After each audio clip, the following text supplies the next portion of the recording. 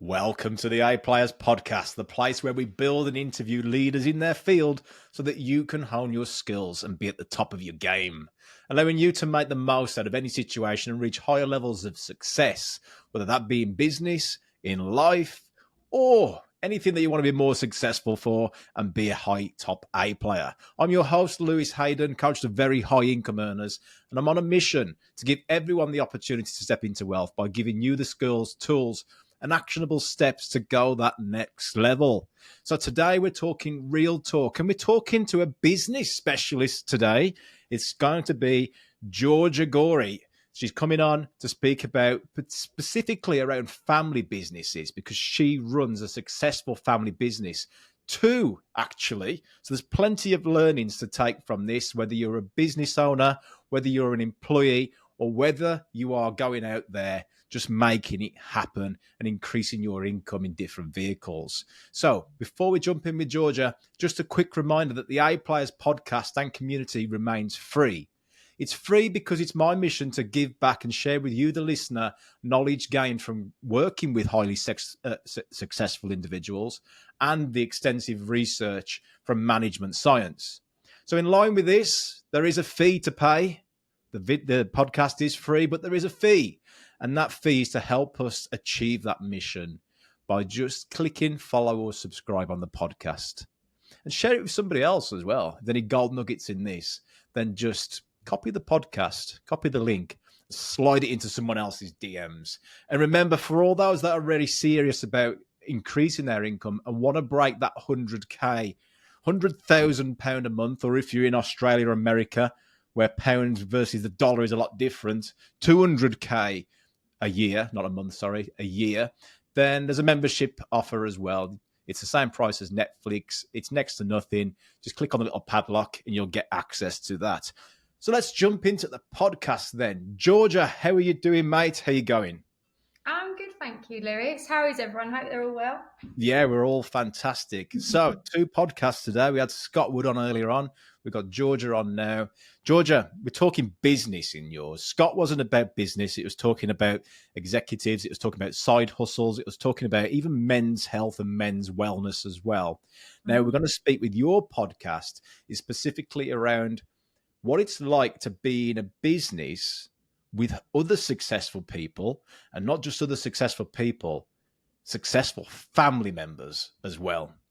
Yeah. So there's a lot of businesses out there that start off as small family businesses. So they must start to have these challenges. And I'll put my hands up as well, mate, because I've got a family business. I've got 3 younger brothers that work there. My dad is just starting to come out of the business now because it starts to work without him. So you're on the same journey. So I think we're going to have a bit of real talk today, mate, and we're going to really get into the nitty-gritty of how we can help more people. No, I'm looking forward to it because I know that we're very similar in our stories as when we've come on as coaches, and I know that this is going to be a really cool subject to talk about. So I'm looking forward to it. It'll be good. Yeah, so this is really good. So before we start, by the way, the other venture that I have with business coaching, so we've got the A Players podcast, and everybody knows as well, I'm a business coach as well, an executive coach. Georgia's actually my boss. Yeah. Is it okay to say that, Georgia? You're the operations director. I am the operations director, yeah. But I also don't like being called the boss. I like calling you boss. You are the boss. So Georgia, you are the operations director for Action Coach Essex Central, which is one of the UK's highest, most successful business coaching franchise firms in the country and in the world as well. You know, we are in the top 15, top 20 in the world of business coaching firms. Yeah, we are. We're in top 15 globally, which is really cool because I know we all work our socks off for it. And in the UK, we're in top 5. And it's great to see that we've been there for a very long time. So hoping we'll be one very soon. Yeah. So I'm one of the, how many coaches, Georgia? 5? 5, yeah, nearly 6, but there's 5 at the moment. Yeah, that's right. Yeah. So you're going to get a good insight today, listeners, around business coaching as well and around the family business stuff. So Georgia, it's good to it's really good to have you on this podcast because you've got the business coaching knowledge and you've been around Mark, your dad. You're Yeah. kind of like born into business coaching. It's like you're like Batman, aren't you? You're born into the world of business coaching. Tell me about that journey and what it's like to have had your dad as one of the, world's top business coaches. Um, it's been interesting, to say the least. Go on, tell me more about that. So a little bit about me. So I started my business coaching journey as basically my dad, Mark Eccles, he wanted to become a coach and he needed someone to just support him along the way as like a PA. So I dropped everything to support him, and I actually just fell in love with what we do. I was around Action Coach for a while before I started because Mark was a client and he had his own coach. So I kind of went to quite a lot of the workshops and bits like that. So from the age of 16, I'd say, Action Coach was in my life. I'm now just turned 30. Won't go into detail too much, but yeah, so I just turned 30. So I've been around nearly 15 plus years, and wouldn't change it for the world, really. There's a lot with Dad and I have gone through a hell of a lot on a roller coaster, and not just us. I think quite a lot of family businesses go through it as well, from communication to round the dining room table talking about work and actually going, no, actually, this is personal time. Let's not go into detail there. Let's bring it up at like 8 o'clock the next day. And also not bringing like personal stuff into the office. And I just feel like that's key, especially to kind of go into detail with you guys today. Yeah, yeah. I mean, I just made a note of that. So that's something certainly we need to circle back on because that Yeah. business versus personal time is something that I know a lot of go-getters, whether that be on the entrepreneur ladder, is what we refer to it in business coaching, climbing that ladder of business owner, investor, entrepreneur. But for the real A players as well that sit on the operational side, the employees, Yeah. they find it really hard to switch off as well, and taking it home to the dinner table, taking it home to their family and their kids. When they have to take this stuff home, it is a hard thing for people to manage. I'll hold my hand up there. I get so passionate around doing this sort of stuff with all the different businesses that it's like, man, I love it too much. Yeah. And then what happens is that without that right balance, we are talking around at the dinner table. And it's okay once or twice, but not every fucking week and every month. It's not healthy. No, I totally agree with you. I think it's the case of like not only family businesses, but like you're saying, Lewis, like sometimes business can be a lonely place. And a lot of people just want to talk about their passion, which is obviously what they're doing day to day, and bringing it to the table. Sometimes you're a bit like, oh, come on, let's talk about something else. Yeah. But yeah, no, I totally agree with you. I'm looking Before forward. you mentioned as we were talking around business coaching, action coaching, running the business, you Mhm. said people get really passionate about what we do. What is it that we do? What do you mean by what we do? What do we do out there in terms of making an impact on people's lives? Oh, what, as in Action Coach? Yeah. What we do? Yeah, yeah. So obviously with Action Coach, the one quote that I just tend to stick to is because being in business should give you more life. As Mm. you know, Lou. So when it comes to our clients, I just want to make sure that with our clients, whatever journey they're on, we're making sure we get them to that place where they feel that they've succeeded. Whether their KPI is around making sure that they get home and making sure that they're there for bath time and reading time with their kids, right down to, I want to increase my profit to be like in the top 10 of a specific industry. It's just being that person to go to, and making sure on the roller coaster ride that they're on, you're there within those dips and making Yeah. sure that they get back on track, whether that's following certain plans, being that person that's on the fence and kind of prodding them in the right way and hold them to account. It depends on the client, but we're just there to support them. And like I said, business can be a lonely place, and it's just building that community around them. It really can. It really can. Yeah. There's a few elements there. Community, because Oh, Yeah, oh no, this is something that you're really big on as well. That's another one I'm about to write down there. And also the roller coaster of owning a business, because I think a lot of how many clients do Action Coach Essex have now? Essex Central, That's a question. Right, at the top of my head, roughly, I want to say there's 55 companies. 55 50, companies. That's not how many people, because sometimes there's like two, three, four, five, 10 yeah. people involved in each one of those companies. We've got a few partners in each company. So I'd say overall, our community within Essex, as well as the ones that have just come to events and not one to one, we probably have about 200 people that are definitely confirmed within our community, and we're still growing. Yeah, and you mentioned about it being a lonely world. So that roller coaster Mm, that people are going through, ups and downs in business. We're human with it, right? People start to think that as business owners and managers and employees that we're bulletproof to everything. yeah. So to have a community is something that you do really well, Georgia. And I am going to say you do really well, because I want you to you should own this and get the credit for this, because Thank you. if it wasn't for you being the operations director there, that community wouldn't be who they are today. You know, Yeah. we've got the WhatsApp, you've got Action members that people can be a part of. So it doesn't matter what level of the journey people are at, whether at the stage that they need a one-to-one coach, a group coach, or Action members. There's something there for the community Hmm. to give them and deliver. And I think that comes down to one, you being a great person that understands the power of the community and understanding that why.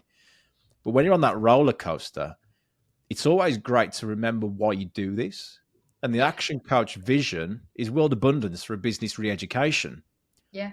Sometimes we feel like shit. Sometimes we feel great. Everybody's only human. But remembering that we are on a journey here for world abundance for business re-education just keeps it plowing through, right? We're here to change lives.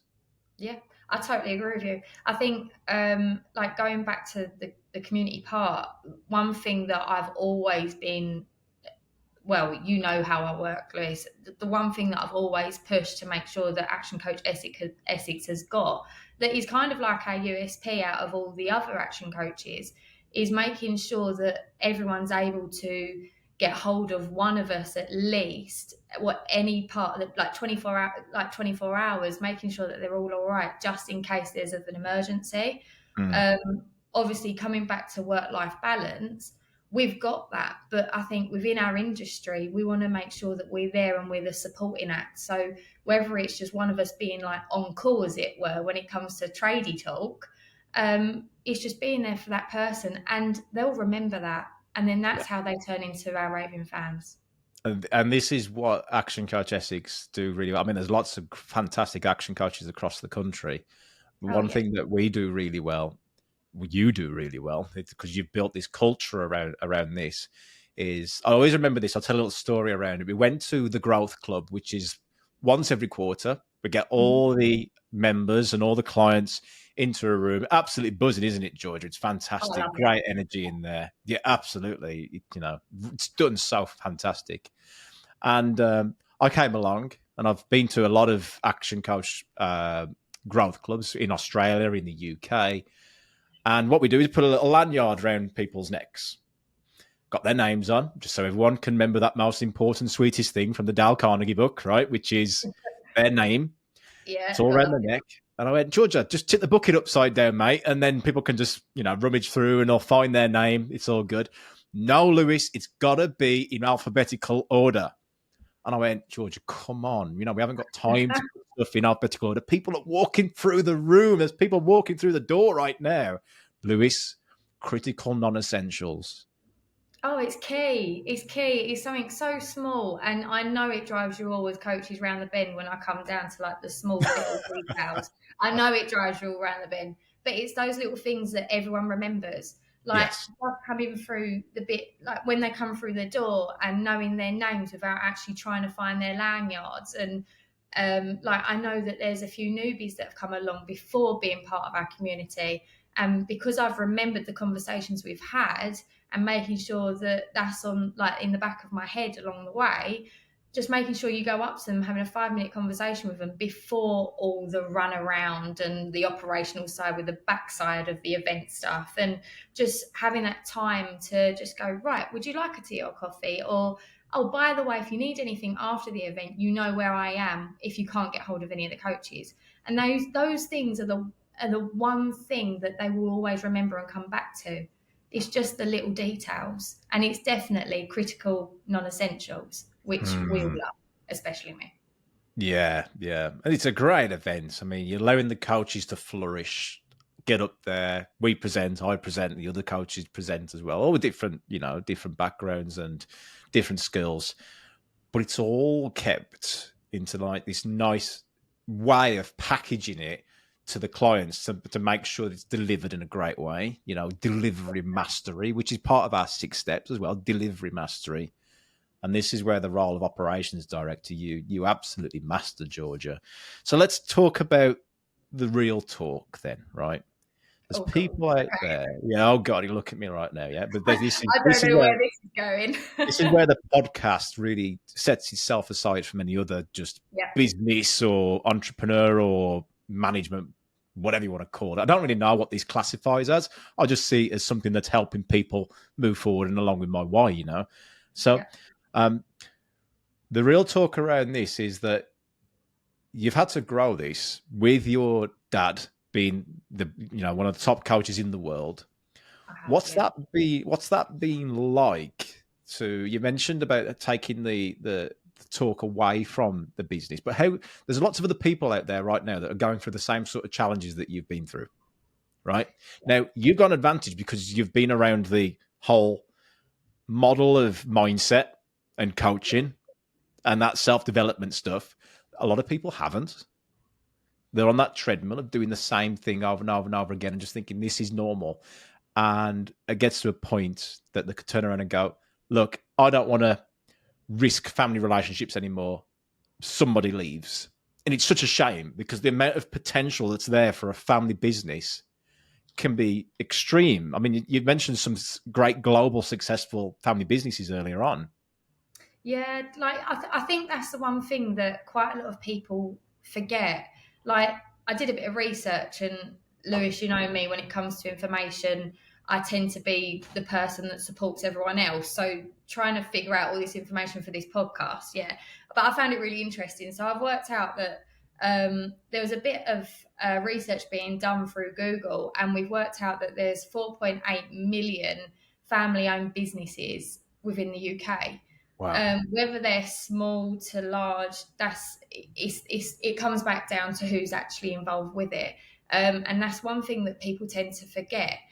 When it comes to focusing on the famous side of things, globally, Walmart, like everyone know, they're a family-run business and they've done really well. The Walmart family, they've gone into it thinking like it was just an idea, and now they're on billions. Like, their profile is crazy. You've also got like the Cadbury family in the UK before going into partnership. They've obviously, throughout the whole years of investment and figuring out what the idea of Cadbury is to what it is now, like, it's mad. There's so many examples. You've got Aldi with the 2 brothers, Aldi supermarket. Everyone tends to go there now, outside of, obviously, you've got other brands as well. But people do tend to forget about those things. I do find it really interesting. And going back to your question on how do I find it working with family, yes, it's a roller coaster. It's highly emotional at times, but it's getting that environment right. And both of you having, well, I say both of us, in my instance, I just work alongside my dad. But finding the boundaries that's right and respecting those boundaries between each other, as well as knowing you've got a team to support you that are there on a daily basis and making sure that they're comfortable too. Making sure that, so what about team dynamics then? Do you ever have any? And I'm wearing this with the hat of what goes on in one of my businesses is a family business. So my dad started it. We started it in the back of a garage in our old house with my granddad, who's unfortunately not seen what it's made today. If he would have been very, very proud of what we've created out of this. Once upon a time, just a workbench in the back of a garage to now a huge approaching £10 million business and property all over the shop and factories and, employing 50 odd people, all from this little dream. And the amount of things that could have happened because of family. My parents got divorced. There were, my granddad passed away and it wasn't his baby anymore. It had to be delivered to somebody else. He wanted the four brothers to always have it, that vision. Four brothers all with different vision and different energy, different ways of driving forward. The dynamics as well of bringing other people into the business that aren't family members. And they're like, hold on a minute. Me and my old man would be literally having it out, like almost fisticuffs sometimes with some of the issues in the business. And the other managers are going, whether they're thinking this is interesting, I'm going to get my popcorn and watch this, or fuck this, I don't want to be a part of this business with these pair going at it all the time. This stuff is the real talk, right? This is the stuff that happens. I mean, is there anything that you can, not to give away all the secrets and onto the podcast, but how do you overcome that sort of stuff? Well, bearing in mind, so when it was just Mark and I, and we were just starting up this whole firm, that was back in 2015, 2016. It was just an idea, like you say, and it did start around the dining room table, and it got to the point where, and this is real talk, and I know my dad wouldn't mind me sharing this. Oh, he's as real as the bloody come, mate, as well. Oh, So, yeah. yeah, he's a great We are guy. very open and honest as a family. But it did start around the dining room table. And when it comes to the emotional side, it does get other people involved when it comes to the family, especially within that environment. And it got to the point where we'd start a conversation and it would be going right. And it might be something about his diary and making sure that there was certain clients being seen that day. And because something was said in a different dynamic and say, for instance, Mark didn't understand it, he'd think that I'm like turning it around on him, and he'd be like, well, why are you having a go at me for? And then my mum will start getting involved because obviously from a parent point of view, looking after their daughter in their dining room like setting, they're thinking, hang on a minute, what's going on here? You're supposed to be working as daddy daughter and now you're having a go at each other around the dining room table. So it goes down to obviously your environment, figuring that out. We had a coach for God knows how long, obviously Kent Rhodes. I know Mark's been speaking about it on here many times, and he was brilliant. The amount of stuff that he had to put up with when it comes to me and him, between Mark and I, would turn up and sometimes he'd go, right, what do you feel like expressing, the old whiffle as we do before we get into things with coaching. And sometimes Kent wouldn't even be able to say anything, and he'll just sit there at the back of his chair going, right, you're finished now. You're both on at each other. Like, are we going to get anything done? Because you're wasting your time and you're paying me as well for just doing this. What's going on? Yeah, but sometimes as well, the coach, dare we say, that is a conversation that needs to happen. Oh, Because definitely. if it wasn't for the coach creating that space for you to have that conversation and facilitating it, all right, for Kent, I know he's no longer around, unfortunately, he would have Yeah. probably been thinking, this is actually the best value they could ever get. Doesn't mean the coach needs to be talking. A great coach asks great questions, right? They probe Yeah. the situation for the discovery to happen from within. That's what coaching is, not consulting, it's coaching. Big Yeah. difference. Now, what's actually happening there is you two of you are actually Ken's just holding the mirror up, right? And he's going, Yeah. here you go, deal with that. So, I mean, so what happened? What happened? Did you end up So fighting or what? Or did you end up, was it positive at the end or negative? How did you feel? we always walk out very positive. Yes, we were kicking and screaming at one point, but it's the case of going through that whole scenario, talking it through with Ken at that time.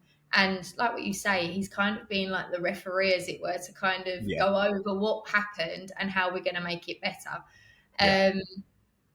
And if it wasn't for him, as well as our other coach that we have now, John, it would be in a very different place. There's lots of exercises that we had to do, and there's some things that I still have to do now. For instance, which quite a lot of people around me in the community as clients or coaches will kind of laugh sometimes, but I have to call my dad Mark in the environment when I'm working. And that's just because I have to make sure with my headspace, I'm talking to a partner of the business instead of my dad. And if I Mm. do also say Mark, he knows that I need a response from not a dad point of view, but from a partner too. And it's keeping it literally as separate as that. And sometimes it sounds silly, but it does work. It really does work. I'd actually wrote that down as Mark versus Dad because you had been saying Mark and you actually, it's your dad. So is that something you'd recommend for our listeners to start doing as well that are in family businesses? I really do. The reason why I say Mark on this podcast is because obviously what I've just been saying, when I'm in working hours and I'm working Georgia, I have to say Mark for my own benefit, for my identity, as it were. It's how am I going to be pushing myself to the next level as Mm. Georgia, part of Action Coach Essex, and not Georgia, Mark's daughter. And I've had that personally, Mark, dad, wouldn't really like it. But I've had the conversations where we'd go to conferences globally or within the UK, and because he is an award-winning business coach, as you know, Lewis, and as much as I'm proud of him, it's always been, "Oh, you're Mark's daughter, Georgia." And now it's the case of stepping away and focusing on my own identity. And that's something that my coach, as well as you and the other coaches, have really supported me on. So it's focusing on the language that you're holding yourself to when speaking it out to other people. So identity is real key because it doesn't Mhm. just come up in the family dynamic. It comes up in dynamics of all sorts of business relationships. So, for example, what the element is, what I'm trying to get at here is that you will always be in your dad's eyes the daughter. Yeah. So whether it's at work and you call him Mark or you call him Dad, he'll always just think daughter, right? Mhm. It's impossible, right? Because he's been there, he's changed nappies, he's been there and seen you grow up Natural. into. Yeah, Yeah. exactly. It's natural. One element we had before in my business is that um, a previous professional had always dealt with my dad. And my dad had been in the business for 20 years, and technically now he doesn't have to show up. He hasn't had to show up for the last 10 years, but if he wanted to carry on growing it, it's his baby. Mhm. And he wants to come to the business. He comes in 1 or 2 days a week now because that's what he would do. He's just gone 60 Yeah. and he could have retired 5 years ago if he wants, but he'll never retire because what do you do when you've got all the free time? Still come in and do the thing that you love. So he comes and sees his baby. But what's happening is that a lot of professionals that we used to work with, like professional services, would say, um, Lewis, is your dad around? And I'm like, no, he's not in the business anymore, and neither have I all the time. And it's like, oh, well, when me and your dad used to do this, used to do that, I was always just the son in the business. So Yeah. the person that has now grown with my dad in their generation now always just sees me as the son. Do you know what I mean? And this is I very totally. similar with Brad Sugars also tell the story. So Brad Sugars is the CEO of Action Coach. Yeah. And he tells a story of his dad was speaking to somebody and says, "Oh, you need to speak to our Brad about growing businesses." "Oh, is that your son?" There, he remembers Brad being 5 years old and running around, probably causing terror or whatever he was. Now, Mm. that person would not speak to Brad because he just saw it as the little boy. Yeah. Now, Brad is one of the world's top business coaches, but because of someone's perception around, "Oh, that's just your son or that's just your daughter," one, it damages that relationship, and two, what does it do for you when you're, Your identity, isn't it? yeah, It's focusing on that identity, and it goes back to the language that you give out, but also teaching others around you what that language is. And don't get me wrong, like the example that you just gave, I've had that near enough all my life. Well, ever since I've been in Action Coach. Um, I got it this morning and it wasn't even meant like that. It's the case of one of the coaches rang me because they couldn't get hold of my dad and going, "Oh, Georgia, would you be able to fit in Mark's diary like a 30-minute conversation?"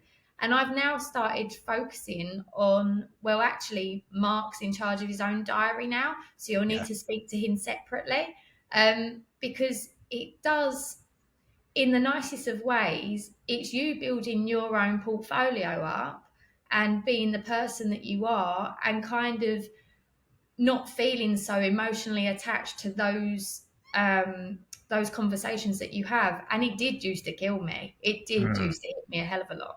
I remember talking to you before, obviously us joining as a team, and I was just like, how did you overcome it? Because I'm struggling at this point. Yeah.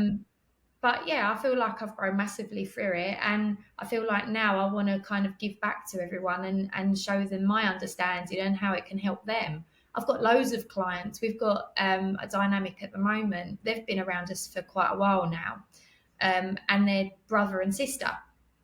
The amount of times where they've come into the office and just gone, I need this time to just kind of have it out with you because we can't do it in the office. And you're like, okay, that's fine. Like, let's just have a breather then. Let's sort it all out. What's going on?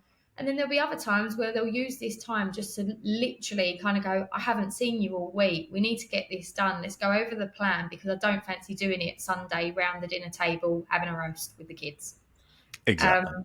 Yeah. So I just want to start giving back now with the information that I've learned. And this is a great way to show it. Absolutely. And there's so many people out there that really need to hear this. So if we think about it from even more real, don't worry, I'm not going to put you under any pressure, but No, this is it's the all right. reality. Go on. This is the reality of life, right? There's Yeah. 3 ways that people can exit a business. Yeah. Yeah, you've heard of these. You either, 1, die and not pass it on. The business dies with you. Love how 2, you start with a negative, Lewis. always start with a negative. Do you know what, though? I heard this the other day from one of my friends. He's a big consultant in a health company in America. He said, Yeah. you British are really good at the bad news sandwich. Yeah. Yeah, The we bad are. news sandwich. Hey, how you going? You're doing a great job. You're doing a great job. This is really shit, but don't worry. That's the bad news sandwich, right? So I've Yeah. switched it around now. Start with the negative and then give the good news twice. 2 No, go pieces on. of bread at the Sorry. end instead. So yeah, you either die, you Yeah, sell it, or you pass it on. definitely. So if you pass it on, family businesses, most likely you're going to pass it on. Now, I know Mhm. people that are in like the 3rd or 4th generation of the business. The culture started and the business started with how great that person was and their culture. If that person doesn't learn leverage and the right systems of how to protect that culture, protect the people within that business that are moving forward, the Mhm. generations that will take over will slowly lose that culture. Yeah. Now, one thing that you really got well here is one thing that could get in the way of that is that parent-child relationship. Mhm. You see? So it's real key that this stuff is done right, because the bad news is if you don't, your business will die with you. Exactly. And I think using my dad's story as a bit of an example. So I don't know if the guys on here that are listening have seen the last podcast that you've done with Mark, where he goes into his story, but just a bit of a brief one to kind of elaborate on to what you're talking about, Lewis. Mark was actually part of a family business before Action Coach, where my grandparents actually had it was called Endwell at the time, an electrical company. And he was literally he wasn't actually interested in electrics, but my granny was just like, look, I really want to leave a legacy of the family. I really want you to be part of it. And that was when obviously the heartstrings came before what he actually wanted to do in life. So my dad became an apprentice of Enwell, and then from then on, it got to the point where my grandparents got into a bit of a situation where it was going to go into bankruptcy. So my dad decided to change it all around, turn the company over into EliteNet Electrical, and he was then managing director, where my grandparents turned from owners to employees. So Mm-hmm. obviously you had that whole mindset shift of his parents now working for their son, and the son managing and directing his mum and dad. Now that must have been huge. And then down the line, talking about the systems and the leverage, Mark now is obviously a coach for him to do that, he had to put the right systems in and speak to the specific people within the team that he trusted at the time to build what it needed to become for him to walk away from that. EliteNet now is still running, and you've got my mum that's part of it, that's literally part-time. She really wants to literally just come down to 1 hour a week where it's just focusing on a finance meeting and coming away from it. But as you say, their baby, she's It's never going to do that. no. But you've also got my other half that's part of it as well, my husband. Yes. And they've got a great team there now. And to build that know, like, and trust, and for Mark to now just be a coach and just does a 1 hour session with them every week, it's huge. So to kind of get the understanding of what you was explaining with getting the right systems in place, having the right people there to support you, and becoming that GM where you can then take over and give it to someone else to focus on, to do what you really want to do, whether that's retire, start going on holidays, or focus on something else as a different project. Just make sure you've got that stuff in play to let you do what you want to do in life. And that's a real key thing that you brought up there as well, is a lot of family members may start to either feel obliged or resent the fact that they've got to take over the family business, and it Yeah. might not be the thing that they want to do. Yeah. They don't need to feel bad about it, but something that I really, really push for is perhaps it's a reframing problem, Mm-hmm. because sometimes I feel like, oh no, I've got to go and work in that business. So my family business, it's been about 15 years. I met Anna. Anna wanted to go and live in Australia. Yeah. What do I do about the family business? I always felt like I can't leave the UK because I'm in a family business. Now, Mm-hmm. the reframing problem, Georgia, was that not that Australia is the problem. It was my thinking around what does this business actually need for it to continue to grow. Yeah. Does it need me to be arse on seat, sitting here because my dad thinks that's what his dad did and their dad did? They got to actually be here in the business. Or could I add more value by doing it anywhere in the world and still helping the business grow? So that was a big shift in my mind, is that you can still achieve the goals that you want to do. The business doesn't define you, you define the business. Yeah. And that goes for 100%. any generation.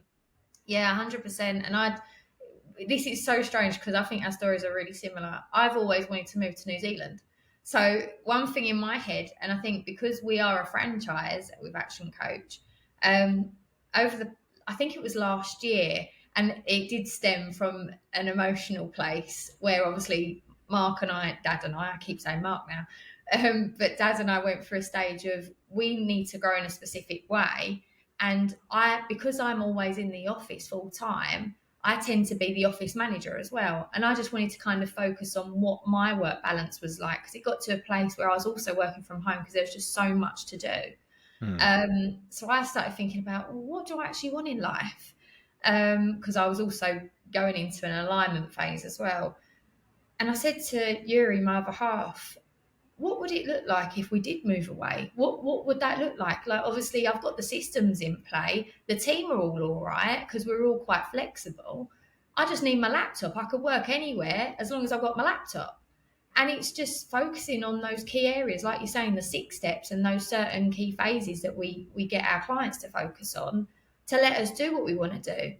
Now, I can literally pick my laptop up and go anywhere around the world now because I'm fortunate to have that stuff in play. But from a personal point of view, I love being around people and supporting everyone, like being at the events, like you're saying, with the small C&E stuff, and seeing how they're all getting on, but also supporting my dad when it comes to the rough conversations we've got to have, and trying to support the next steps, because I feel like I'm then there physically. Yeah, I totally get it. It It's a is a strange hard one. one. It is. I mean, I always felt like this is the family business, and if it wasn't for the oldest brother taking it on, then the family business is going to die.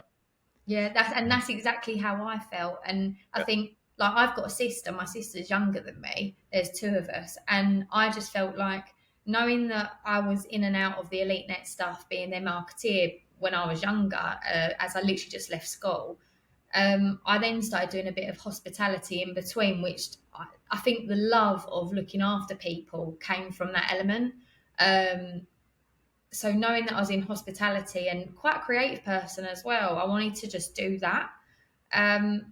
But we also had the conversation one time around the dinner table or whilst we were watching telly at night, all four of us before I moved out. And my dad just said, girls, out of interest, would you ever go into the family business, whether it's EliteNet or Action Coach? Well, my sister's response was completely different to mine.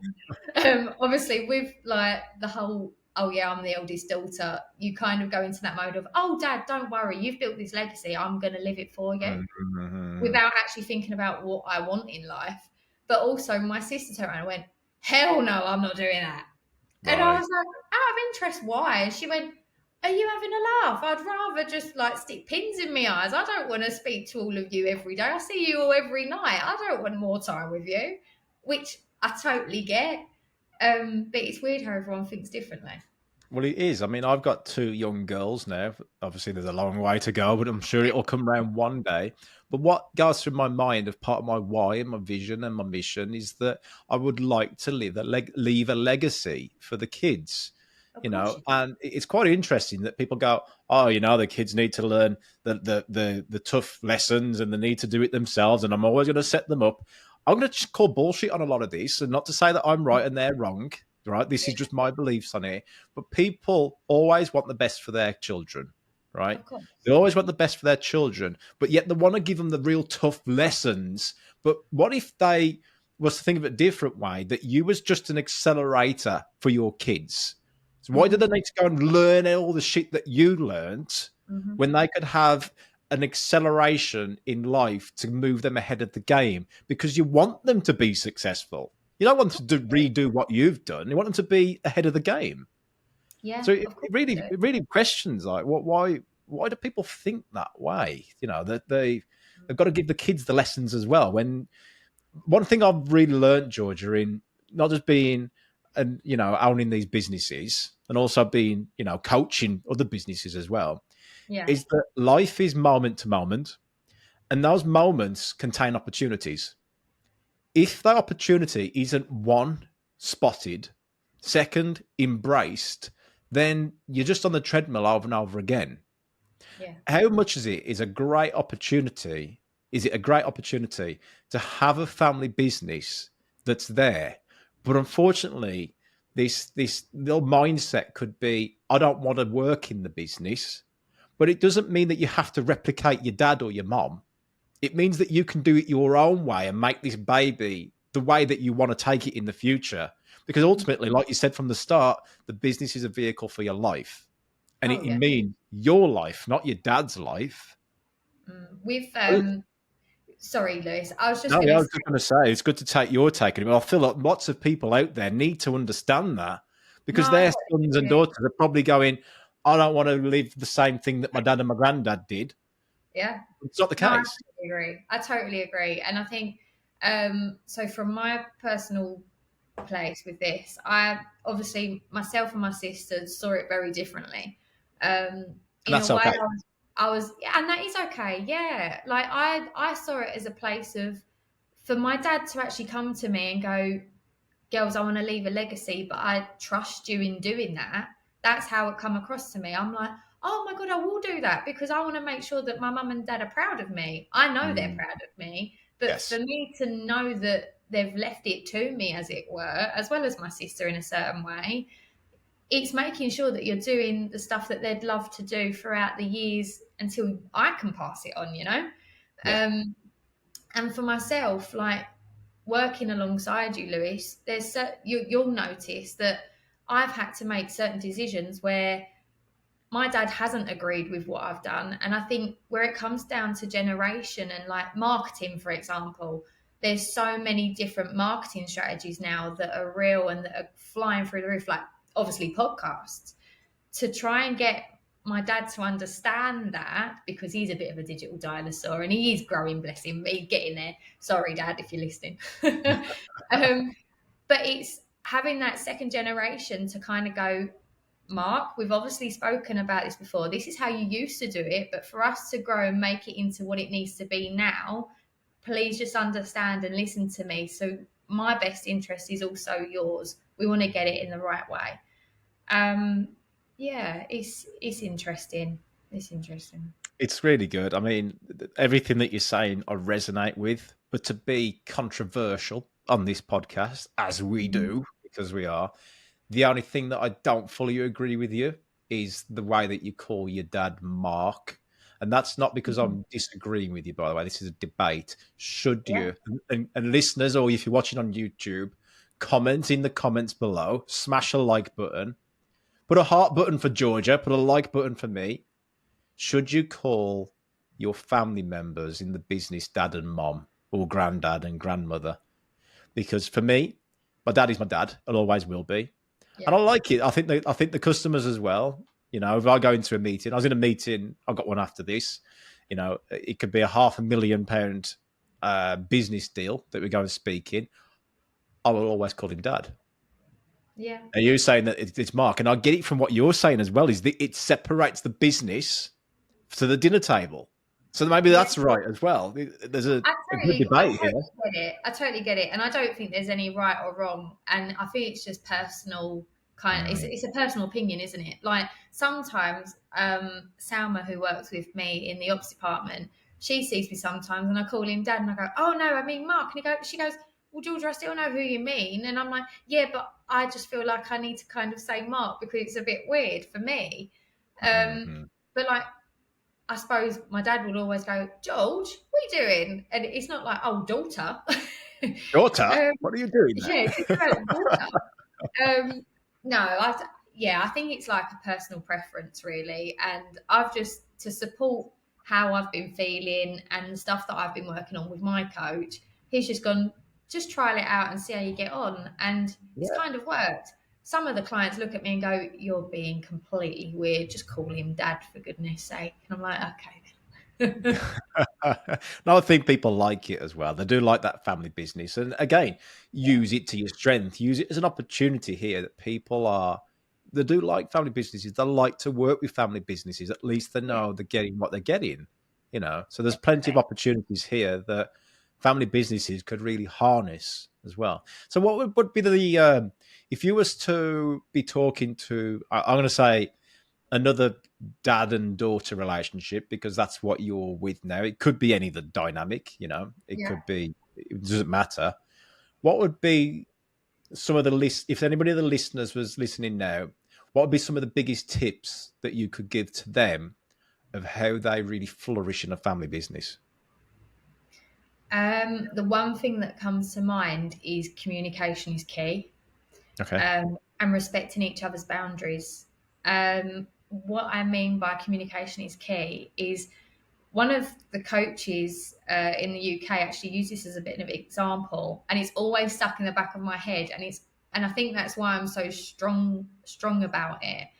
He always used the example of, well, as you're talking, you could be talking in a foreign language, but it doesn't mean that that person that you're delivering it to is also talking in the same language.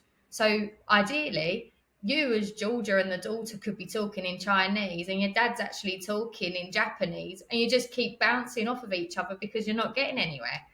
It's identifying what he means as well as what I mean and coming to that balance in the middle, Hmm. and going to the next step. And obviously, when it comes to raising of the voices and things like that, identifying who's around you and what the environment is around you, because you've built a culture in your firm. If you know that there's going to be a heated conversation, have it outside because you've got Right. to make sure that everyone's comfortable around you. And right. So protect the culture. Yeah. It's not Oh, dinner table. It's not home. It's, yeah.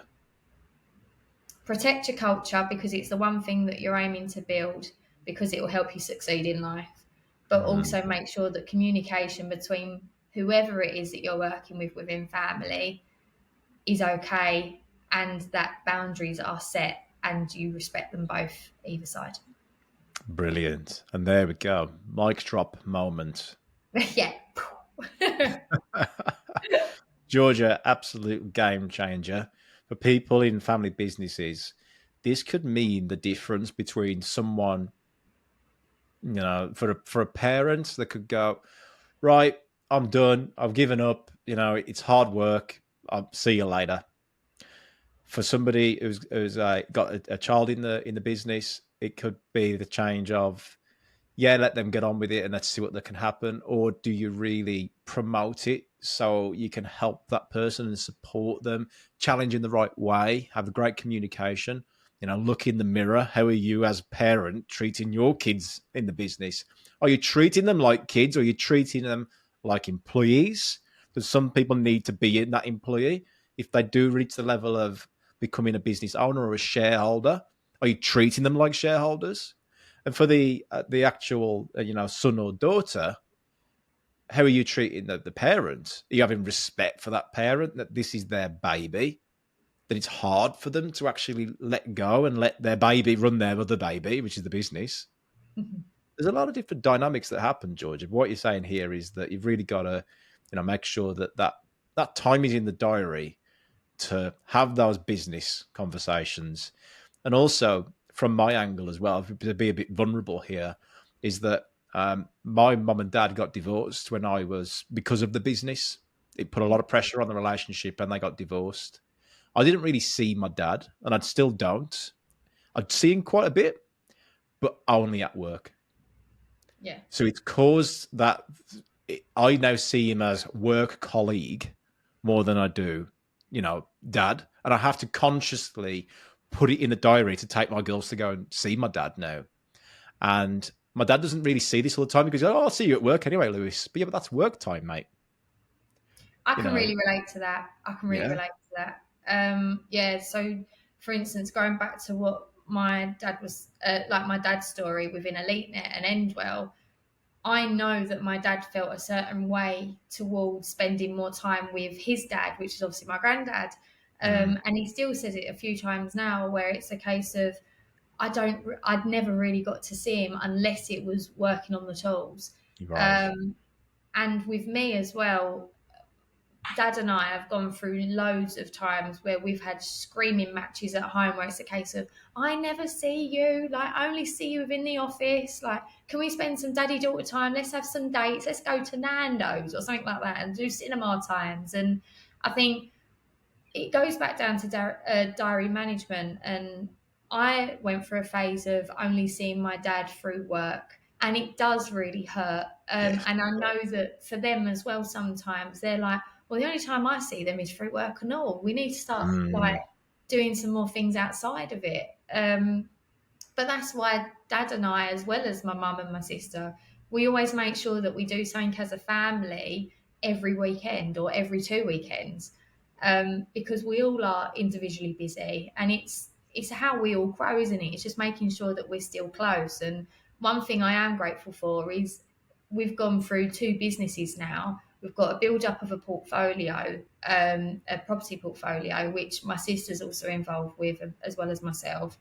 And it's just, we do have those conversations, but outside of that, it's making sure that you have that time with each other, because it's so precious. Time is precious, and it's building those memories and moments that you can go back onto and go, oh, do you remember that? And it's special. Exactly. And that's probably the biggest takeaway here as well, is that, if you're just because you see your parents at work, or you might see your son and daughter at work, doesn't mean that's family time. You've got to block that stuff out, and otherwise it just becomes work. And who knows, at some point in the future, they're not always going to be around. And do you want those memories to have always been work, or to do this? So, Georgia, you're absolutely nailing it there. And Thank something you. I've done in the last couple of years is to say, hey, Dad, look, we're both into supercars. So we'll go out and we'll book in, and he's into his cars as well. And, we'll go and test drive some new cars or something that's just come out. And it's a good day out because we're both into it. We both get really excited around it. And also with his granddaughters as well, we just go, look, we need to put this stuff in the diary. Otherwise, it's just going to get lost. Yeah, So yeah. really, I love real key. Yeah.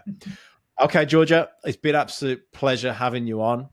It's been really cool. I think we've made some difference here. We'll make sure we log this podcast as the go-to podcast for anybody that's all about talk about family dynamics in the future. It'll be logged in history. So thank you for coming on and sharing your wisdom along Oh, the way. you're welcome. It's been lovely. Thank you for having me. Good stuff. Okay, A players, you've been listening to the A Players podcast. This is with me with Georgia Goury. Georgia, where can they follow you? If people want to be inspired more by your daily motivation and your learnings, how can people be around you more? Well, I've got my personal accounts on Instagram and TikTok, which is Georgia Goury. Awesome. Quite plain and simple. You didn't My want to go first. viral the other day, Georgia. Oh, stop it! Yeah, I don't know if that was Oh a no, one-off. I'm going to bring this identity out now. You are TikToker completely. I don't know how. I still don't know how to work it. It's amazing. I love it. But also, obviously, just type on Google Action Coach Essex, and I'm part of the firm, and all the stuff that I kind of teach and preach to everyone it's all part of the stuff that we do here. Yeah, So if we can support in any way, come and give us a shout. Be happy to help anytime. that's great. And if anybody does want to drop me a message or DM me or Georgia that fancies to come along to any of the events, we've got Book Club, we've got the Growth Club.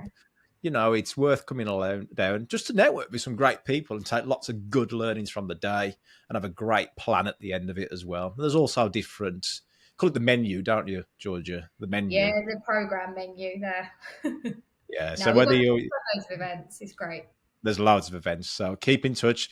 Follow Georgia. You'll see all this stuff that comes up as well. And it's just on the, what is it, the motorway, M25, isn't it? Just where you are, just off there. M25 in lovely Essex. In lovely As you Essex. can tell by my lovely accent. Yeah, we've got two opposing accents here. One Peaky Blinder accent and one... Towie. I don't like to really use that, but yeah, the example. Yeah. Good stuff, Georgia. Thanks for coming on. Speak to you soon. Be great, everybody. Yeah. Thank you.